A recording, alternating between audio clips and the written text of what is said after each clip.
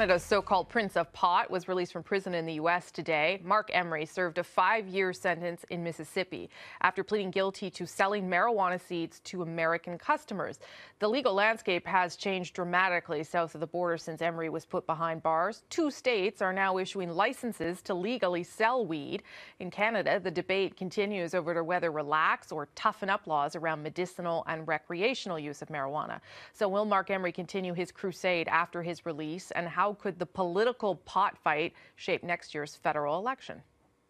Joining me now from Vancouver, marijuana activist and also the wife of Marc Emery, Jodie Emery. Good to see you, Jodie. Appreciate you being here today.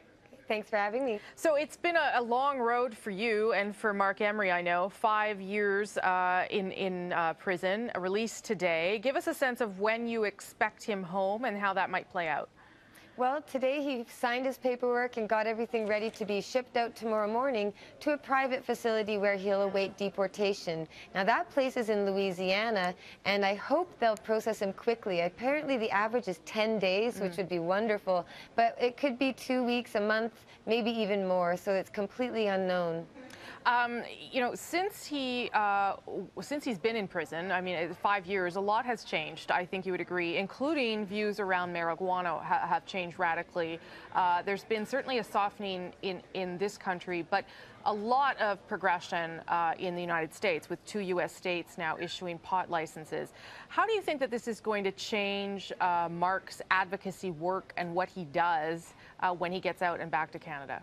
Well, he's just going to continue the work he did that got us here in the first place. 20 years ago, he started selling seeds and sent money when there wasn't even medical marijuana in California. And now there are 23 med states, 17 decrim, and 2 legal, with Alaska and Oregon joining in this November. So we have Marc's seeds being sown and the fruition of all that activism from all those people. And we actually worked on the campaign in Washington State. We were official endorsers alongside his own prosecutor, John McKay, who was a sponsor of legalization and worked with us there. And Marc also inspired the Colorado activists. So Marc's work is being done, but we have a lot of work ahead here in Canada. Things have gone backwards here in really bad ways. Well, what do you mean by that?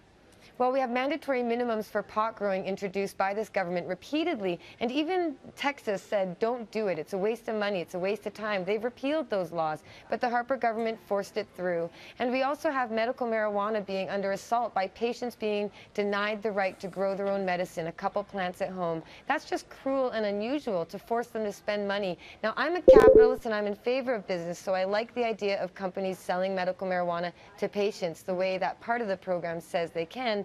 But when you're taking away some people's freedom to choose something to grow their own plant, I think that's wrong and cruel, and so we have that to fight too. But the Harper Conservatives have been ramping up policing and spying and a lot of things that Canadian taxpayers really shouldn't be forced to pay for, especially when that continues to keep gangsters employed and puts families through the misery and heartache that I've been forced to endure. I can't stand the idea of more years of Harper making wives and children suffer the way that I've had to for a law that's changing right next door, right half an hour south of here. People are buying pot, and yet they'll go to prison and suffer on the taxpayer's dollar here. That's cruel and unjust. I know that Marc has said that he believes the 2015 election will be pivotal, in large part, I would imagine, because the Liberal Party is pushing the idea of legalization of weed. So will he and will you be openly campaigning for the Liberal Party? I know there's plans for a cross-country tour. Is that the goal here, to get politically involved and back the Liberal Party going forward? Well, we've been pushing for legalization to any party, and the NDP was great on that for a while. And Trudeau voted in favor of mandatory minimums. He did, and that's too bad. But what he did afterwards is he looked into the science and the research and talked to experts and public opinion and decided legalization is the way to go. They have a full policy. They've really looked into it, and that shows leadership. That shows a willingness to look at facts and change your mind and do something good for Canadians. So I was going to support the Liberals anyway, just because that offers so much potential to have a party that's willing to listen and not be closed off and hidden away. But when Marc and I suggested we're going to tour across the country, that's our own choice to promote the party we choose. But I was also recently invited by the Vancouver East Liberal Riding Association to put my name in the nomination process and potentially be a candidate in the federal election. Now, that's a few months off and there's work to be done. And even if I don't get the candidacy, I would like to continue the work that I'm doing and promote the Liberals anyway. How do you think the Liberals would feel about your potential nomination or candidacy? I mean, do you think that they would be comfortable being associated with someone who's been so high profile and associated with pot? There's a lot of controversy surrounding the Marc Emery name and Justin Trudeau, that's for sure. They can look it up.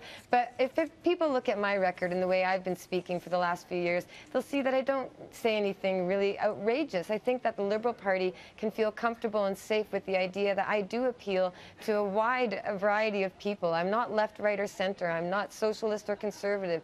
I just represent a lot of ideas that people can kind of agree with. And even if they don't, at least the idea of talking about other ideas is important. The Conservatives are totally closed off. The Liberals will listen, and that's something exciting I really want to put my name behind. I was reading Marc's last blog before he left prison. I mean, he's going to have a lot to adapt to, you know, the marijuana policy change, certainly, but even things like, I think he said in the blog he had never texted before in his life because he hasn't ever had a smartphone. Do you think the adjustment's going to be personally difficult for him? Well, it could be. There's really no way to know. But I'll tell you something. Marc Emery is not your typical guy. Even in prison, nobody has treated him badly. Nobody has said an unkind word. He has changed people's lives. They name their children after him, and that's no joke. Marc is very highly respected, even if he's highly controversial. But he is regarded as someone who has sacrificed personally for the liberty of a lot of people, and he represents what happens to a lot of people worldwide and in the United States. So he will come home a hero to many and just an ordinary guy to some and maybe an annoyance to others. But he is going to continue his message of liberty and freedom from government oppression, and I will do the same because we've suffered underneath it.